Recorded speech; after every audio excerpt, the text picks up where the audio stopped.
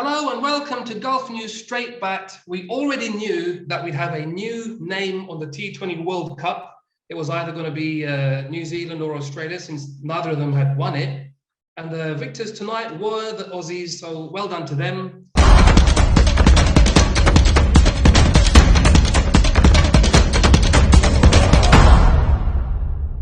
New Zealand had posted a 172 for 4, which was the most runs any side has made in a T20 final, which was quite impressive, but the Australians chased it down quite easily. I'm joined today, as usual, by Mr. Cricket UAE, Anis Sargent, and Golf News expert Satish to discuss the match and the tournament overall. First of all, Anis, please sum up tonight's game.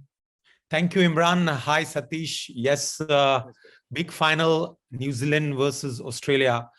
And we definitely were going to have a new champion.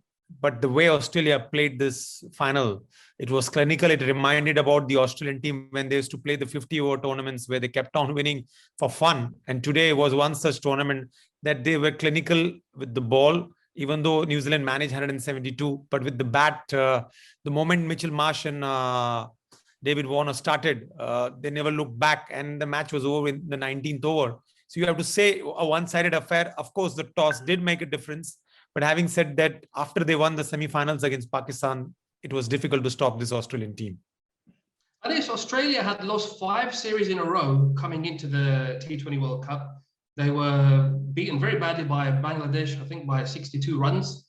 Bowled out, rather, sorry, by 62 runs before the tournament. And they looked woefully out of form. They didn't look very good at all. But they're the new T20 World Champions. How do you explain that? Who's this for, Imran? For me? Yeah, Anis, Satish. Anis, go ahead. Okay. You're right. To be very honest, when the tournament started, Imran, nobody had given both Australia and New Zealand any chance. But New Zealand has this knack of making it to the semi-finals and finals of every ICC tournament. But Australia, I remember talking to Watson daily, and the first preview which I did with him, he said Australia absolutely has no chance. But as the tournament progressed, they won their first 2 matches against South Africa and West Indies, if I'm not rather Sri Lanka. But then they were hammered by England in one of the games in England where they lost the toss. But after that, one important game against Sri Lanka, there was a innings which Warner played after he was dropped for naught. So that probably changed the momentum in Australia's favor. And mind you, Finch has not lost a single toss after that. He's won all the tosses. So without taking anything away from Australia, this T20 game is very unpredictable. It's about team picking at the right time and, of course, captain winning the right tosses. Satish, speaking of Finch there, he's been outstanding as captain.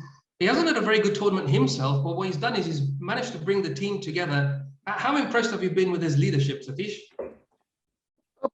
Pretty good, Imran. It's not about Finch. Before the start of the tournament, even Lancaster's position was in danger. So almost all the members of the team, they were in danger of losing their spots to the younger team. And there was a lot of hue and cry before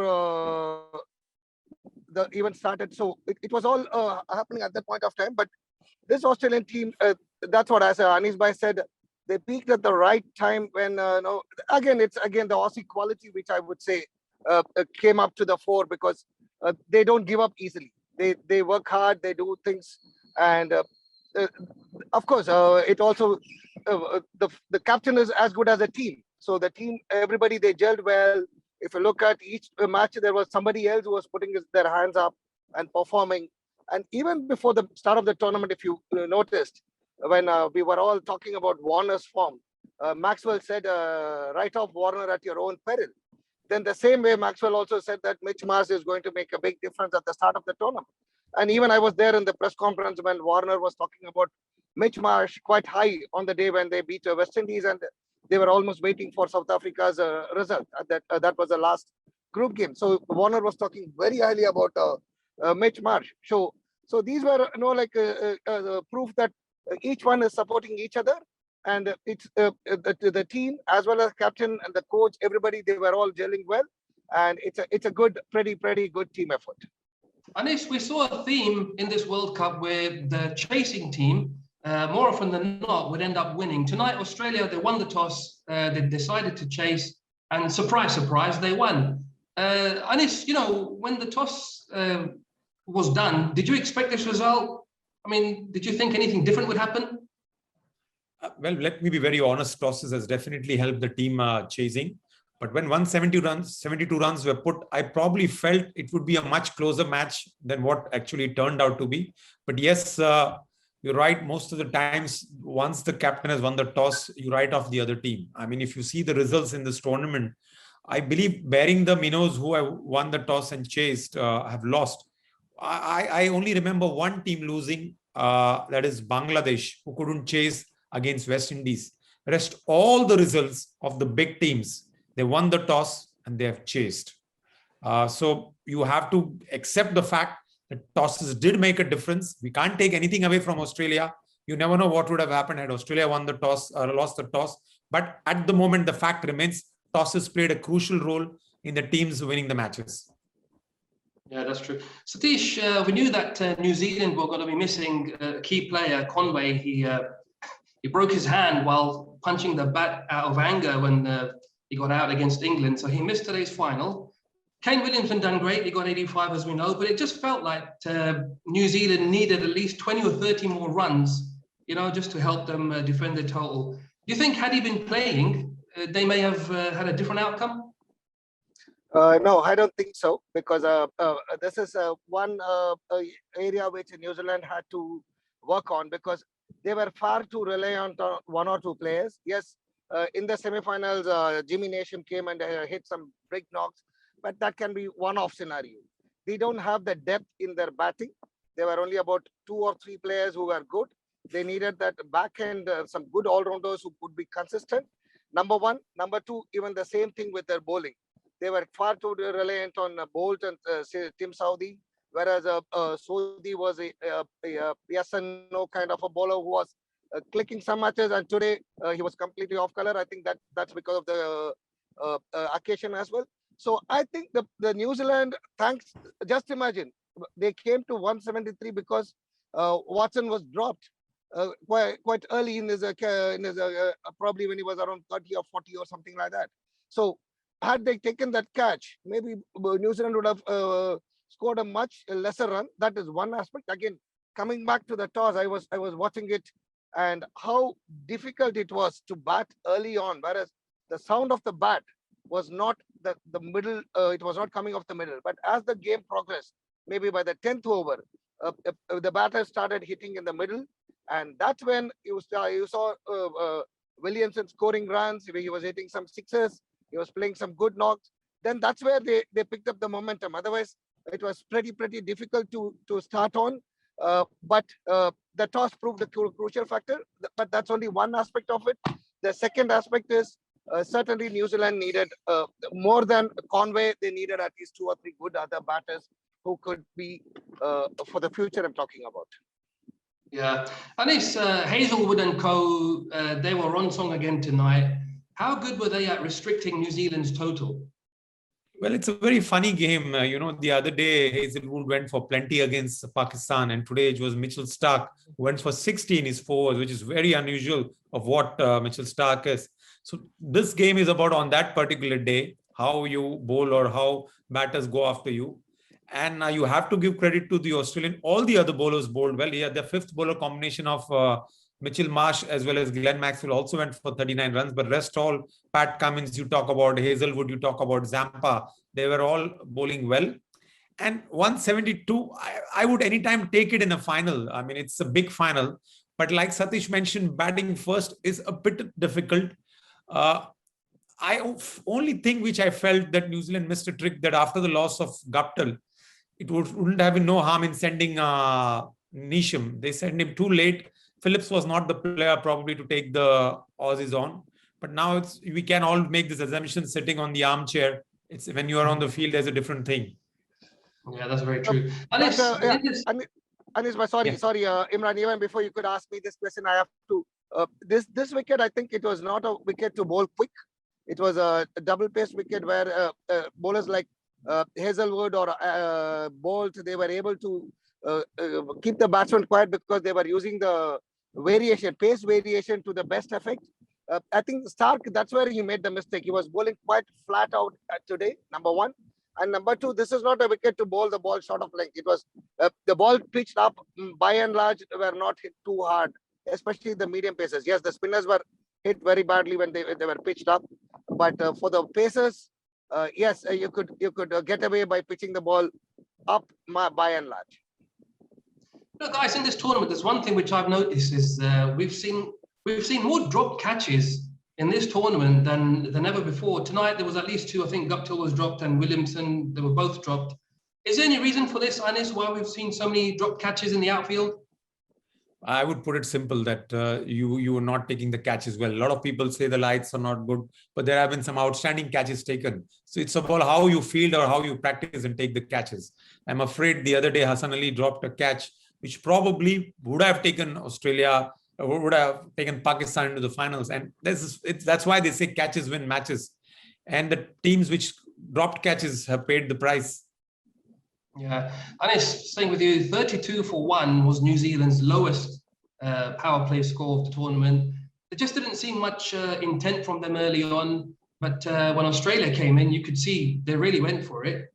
Do you think New Zealand were guilty of playing a bit too conservatively early on? You can say that, Imran, but like Satish also mentioned, it was not easy to go after the bowling. They did get 3 overs, 24 runs or 23 till they lost Daryl Mitchell. But I'm afraid Guptill played a very weird sort of innings. He's known generally to attack, but his innings of run a ball in the power play is not accepted. And all the pressure was on Williamson. As Satish mentioned, had he got out earlier, you would never know, they would have been folded for 150. But he played an innings full of class in spite of not being in the best of form. And to score that 85 or 51 balls gives, all the shows that what sort of a player he is. He's not the glamour boy, as I always say, like the Virat Kohli, but he comes up when New Zealand requires. But in the end, probably New Zealand were 20, 30 runs short. Even 200, I'm not sure whether that could have been defended. Satish, how good was Williamson's knock? He got 85 from just 48 balls.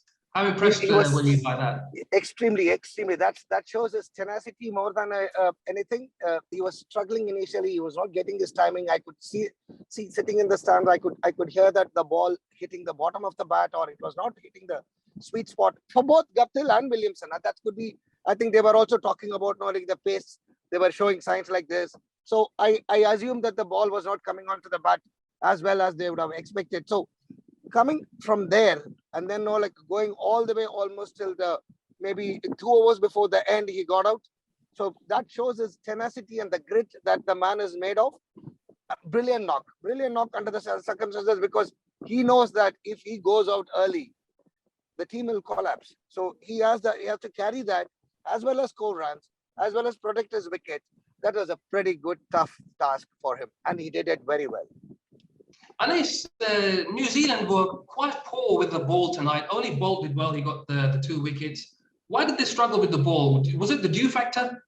Absolutely no. There was not much dew, to be very honest. I was at the ground. I did not see any dew. It was the same as it was in the Pakistan game. The only mistake what they were doing is they're pitching it too short. And Australians loved the ball when they bowl short. They were going on the back foot and pulling this ball towards the mid-wicket or the fine leg.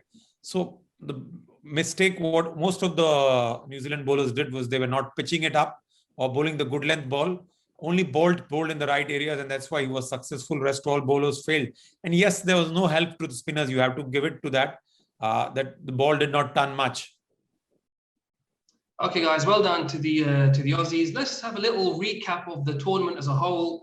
It's been 4 weeks of really entertaining cricket. There's been some fantastic bowling, some great batting, and some great catching when it's actually stuck in the hands. Anis, what's been your favorite moment from the tournament? And Satish, this gives you some time to think about yours. You know what? To be very honest, the 2 teams which came into the tournament as favorites were India and England.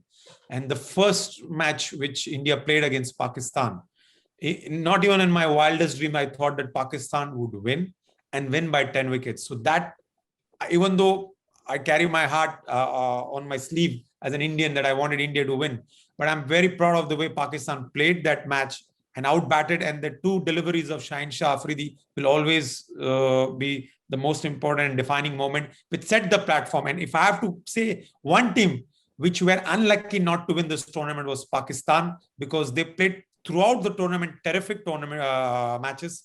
That one, I would not say bad day, probably one bad miss in the outfield cost them the tournament. Satish, favorite moment for you? South Africa, because they came in with absolutely no expectations. They were not even talked about. And the way they beat England, one of the favorites for the tournament, and they showed that grit in Sharjah. And though, yeah, they lost out on the run rate to Australia. Just imagine, had they come in, maybe they would have won it. But I would say the South Africa-England game, the way South Africa batted, and they had to score big because they had to have a 60-run cushion to win. So they scored some 190 or something like that. That was a big game for me because I did not expect that's a South African team that's rebuilding. They dropped Faf du Plessis, they dropped Imran Tahir, they dropped some of the best players. They didn't even consider AB de Villiers and let him go. So if you do all that and come back and show this, I would say that's pretty good for me in this tournament. Yeah, that's a good one. For me, it was Josh Butler's unbeaten 101 of 67 balls. I thought that was quite good. But another team that really impressed, I think everybody, was Sri Lanka. Okay, they were knocked out in the group stages, but they've got a very youthful team, and they caught the eye, and they're being talked about now as potential champions for the World Cup in Australia next year. Do you think they can do it, Satish?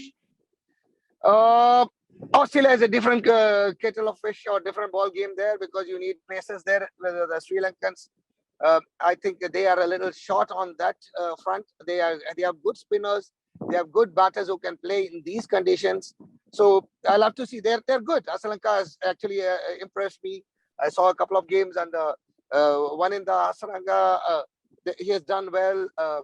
The batter Pereira, Rajapaksa, all have done well. But it remains to be seen how they do in Australian conditions, which is entirely different. That's a good point. Anis, a final word on India. They were the pre-tournament favourites, but they had a disappointing campaign. Now they've got Dravid back as coach. Do you think he's going to be able to change the team's fortunes? No, I would be lying if I say that you bring in Dravid and the fortunes will change immediately. You have to accept the fact that they were in a group where there were 3 good teams. And if the 2 teams win their matches against that opponent, then it is difficult to do the catch-up. And the other teams, Afghanistan, Namibia, and Scotland, were easy to get through. And I wouldn't say they were unlucky. They did not play 2 good games, and that cost them to be probably reaching the knockouts. But let's accept it. This T20 format is very unpredictable. Like we saw, we thought it's going to be England, India. And then finally, we saw Australia taking the cup and winning it so clinically in the end. So it's at that time how you peak. So now the next tournament is going to happen in Australia.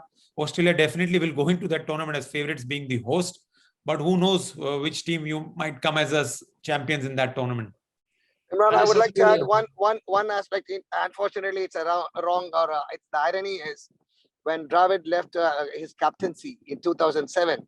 That's probably the worst performance of the Indian team in the World Cup, and he is coming back to the Indian team fold again. Nothing to undermine Dravid. Sorry, don't get me wrong, but the strange coincidence I'm talking about.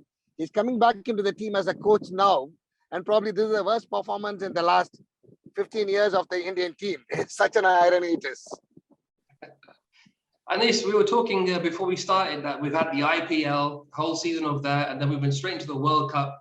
I think we're looking forward to a bit of a break from cricket. Is that true? Very much, Imran. I'm sure all of us need a break, along with the cricketers. I guess it's getting it to you because last 3 months plus the England-India series and cricket has been non-stop. We all love our sport, but there is a time that you need a break. Your body needs a break. We are not machine. Mentally, we need to switch off. And I'm glad that finally the tournament is over. And we hope that we get a good month's break before the Ashes starts. It's a big tournament starting in December, but enough of time for us to take break. All right, guys, we'll leave it there. That's all for us for tonight. I hope that you've enjoyed the show. If you want the latest news, reviews, videos, head to gulfnews.com. Thank you to my guests as ever, and congratulations once more to Australia for winning the T20 World Cup. Thank you and good night.